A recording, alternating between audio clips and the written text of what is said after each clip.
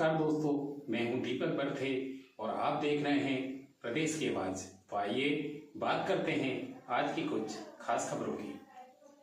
मुख्यमंत्री डॉक्टर मोहन यादव एवं भारतीय जनता पार्टी के प्रदेश अध्यक्ष व खजुराहो सांसद श्री विष्णुदत्त शर्मा शुक्रवार को भोपाल के रविन्द्र भवन में आयोजित मध्य प्रदेश के स्थापना दिवस समारोह में शामिल हुए। इस अवसर पर प्रदेश शासन के मंत्री श्री विश्वास कैलाश सारंग, श्रीमती कृष्णा गौर, श्री लखन पटेल, पार्टी के प्रदेश उपाध्यक्ष व सांसद श्री आलोक संजर, प्रदेश महामंत्री व विधायक श्री भगवान दास सबनानी, पूर्व मंत्री व विधायक श्री प्रभुराम चौधरी, विधायक श्री रामेश्वर शर्मा, श्री विष्णु खत्री, महापौर श्रीमती मालती राय, जिला अध्यक्ष श्री सुमित पचौरी, नगर निगम अध्यक्ष श्री किशन सूर्यवंशी उपस्थित रहे। प्रदेश की आवाज के लिए दीपक बर्थे की रिपोर्ट। जिनकी आवाज से, जिनके बैंड की ध्वनि से एक अलग ही मुकाम तक पहुंचाएगा श्रीमान अंकित तिवारी जी। जोरदार ताली बजाओ अंकित तिवारी जी के लिए।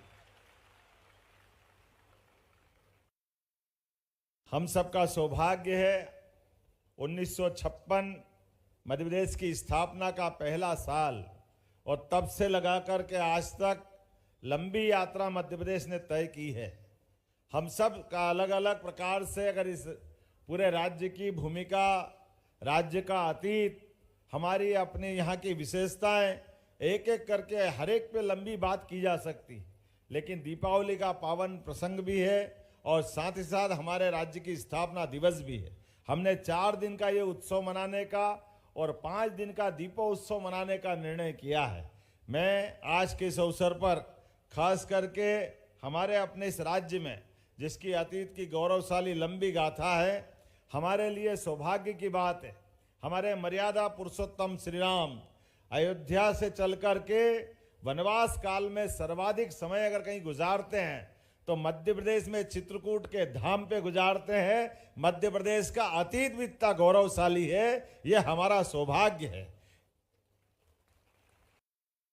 और भगवान श्री राम ने 2 भाइयों के बीच दुनिया के कई सारे देश के उदाहरण होंगे जहां राज्य की हड़प नीति के आधार पर, स्वार्थ के आधार पर नाना प्रकार से उस स्थान को कई कई कारणों से जाना जाता होगा, लेकिन ये इतिहास भी मध्य प्रदेश की धरती पर है। एक भाई दूसरे भाई के लिए राज्य देने के लिए इतना तत्पर हो जाए कि वो अपने उस भाव को प्रकटीकरण राम जी माने नहीं तो भरत ने अंततः उनकी चरण पादुका सिर पे लगा करके राज्य किया 14 साल तक। ये इतिहास अगर कहीं बना है तो इस चित्रकूट की धरती पे बना है। ये सौभाग्य हमारा है। और इसी प्रकार से भाई भाई के बीच प्रेम कैसे हो सकता है, इससे बड़ा उदाहरण कोई मिलेगा दुनिया में? लेकिन एक नहीं, कई उदाहरण बने। भगवान कृष्ण जिनके जीवन के कई पक्ष है। मैं अभी हमारे अध्यक्ष जी से बता रहा था कि हम कभी कल्पना करें कि 5000 साल पहले भी ये जो गोवर्धन पर्वत उठाने की जो घटना है, उस घटना के पक्ष पे थोड़ी अगर संवाद करके रास्ता निकलवाएं कि इंद्र से भगवान श्री कृष्ण की मत भिन्नता क्या थी, वो क्या अंतर था, क्या कारण था, उसका उत्तर आज भी हमको अपने आप में प्रकृति से जोड़ देगा। वो एक ही कारण था। वो कारण ये था, इंद्र ने कहा कि मैं वर्षा कराता हूं और भगवान कृष्ण की मान्यता थी वर्षा कराने के लिए जंगल, पहाड़, ये प्रकृति का आनंद होना चाहिए। यह संदेश भगवान कृष्ण ने उस समय दिया और वो प्रकृति प्रेम जो दिखाया है, ये हमको आज भी लालायित करता सही बात के लिए। वर्षा कहाँ होती है आप बताइए? तमाम रेगिस्तान जहां होते हैं वहां उमड़ते घुमड़ते मेघ दिखाई नहीं देते, लेकिन जहां हरे भरे जंगल हो, इसीलिए तो मध्य प्रदेश का आनंद है। मध्य प्रदेश के अंदर ये बड़े गर्व के साथ कह सकते हैं और खोज का विषय भी हो सकता है। हिमालय गंगा जी का भी प्रवाह का साक्षी बनता है और यमुना जी का भी बनता है, लेकिन वहां जितनी जलराशि इस देश के लिए आनंद बरसाती है, उससे ज्यादा जलराशि मध्य प्रदेश में नर्मदा, सोन, चंबल, बेतवा, ताप्ती, इतनी सारी नदियां, इन नदियों का मायका हमारा प्रदेश है। ये गौरवशाली हमारे लिए अपना मौका भी और राज्य पे गर्व करने का कारण भी है।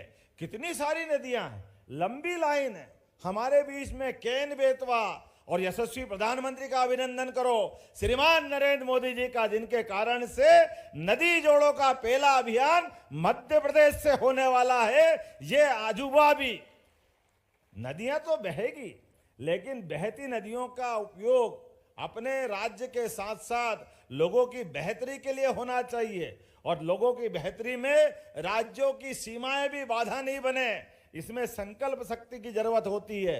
और मुझे इस बात की प्रसन्नता है, उत्तर प्रदेश और मध्य प्रदेश दोनों मिलकर के बहुत जल्दी केन बेतवा के माध्यम से बुंदेलखंड की पीने की और सिंचाई की दोनों अवस्थाओं में जल की उपलब्धता से एक नया इतिहास बनाएगी।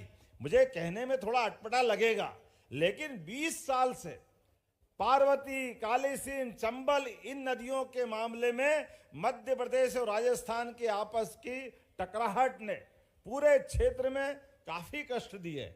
लेकिन मुझे प्रसन्नता है, अब हमने तय किया सरकार बनने के साथ ही कि राजस्थान और मध्य प्रदेश दोनों राज्य की नहीं, देश की बेहतरी के लिए हमने एमओयू किया है और 70,000 करोड़ की नई योजना बनाई है। जोरदार अभिनंदन करो हमारे। अब दीपावली के अवसर पर इस शुभ संकल्प का कहने के लिए तो बहुत कुछ कह सकता हूं। अपने इस राज्य में किसी बात की कमी नहीं है, लौह अयस्क में नंबर 1 पे है। अपने देश ने क्या अपने राज्यों को अलग अलग स्थान दिया होगा, लेकिन मध्य प्रदेश में हमारी क्या क्या भूमिका है, कितने प्रकार से कह सकते हैं। लेकिन सरकार बनने के बाद भौगोलिक हमारी जो रचनाएं हैं, प्राकृतिक रचनाएं हैं, इनके साथ साथ प्रशासनिक भी सुदृढ़ीकरण के लिए 55 जिलों की सीमाओं का पुनर्सीमन आयोग हमने अपनी सरकार के गठन के साथ बनाया है कि अलग अलग राज्यों के अंदर जो अलग भौगोलिक सीमाओं के कारण से जिले की, संभाग की, तहसील की रचनाएं बन जाती और वो विकास में बाधा खड़ी करती है। यशस्वी प्रधानमंत्री के आशीर्वाद से हमने 68 साल बाद लेकिन ये निर्णय किया है कि 55 जिलों की सीमाएं बदलेंगे, हमारे संभाग की सीमाएं बदलेगी, लेकिन विकास के मामले में सरकार कोई कोर कसर बाकी नहीं रहेगी। कहाँ 2005 तक 5 मेडिकल कॉलेज थे, आज हमें इस बात का गर्व है। अभी परसों दिन धनतेरस के दिन यशस्वी प्रधानमंत्री के माध्यम से 3 मेडिकल कॉलेज के लोकार्पण के साथ 20 मेडिकल कॉलेज आज हमारे पास हो गए। ये 15-20 साल में 15 कॉलेज और आने वाले 2 साल के अंदर 8 प्राइवेट मेडिकल कॉलेज सरकारी, अर्थात 20 और 8 28 और 12 पीपीपी मॉडल पर, अर्थात 40 मेडिकल कॉलेज, अर्थात 35 मेडिकल कॉलेज 20 साल के अंदर करने वाला एकमात्र राज्य मध्य प्रदेश बनने वाला है जो चिकित्सा सुविधा की नई सौगात देगा। ऐसी एक नहीं कई सारी बातें कह सकते हैं, लेकिन आप और हमारे मन में आज तो अपने राज्योत्सव का आनंद छाया हुआ है। अंकित तिवारी जी की पूरी टीम आई हुई है, उसका आनंद हम लेंगे। तो आज के इस अवसर पर पुनः आप सबके प्रति शुभकामना, दीपावली की मंगल कामना, बधाई, बहुत बहुत धन्यवाद। भारत माता की जय। तुझे मिलने मोहब्बत आई है।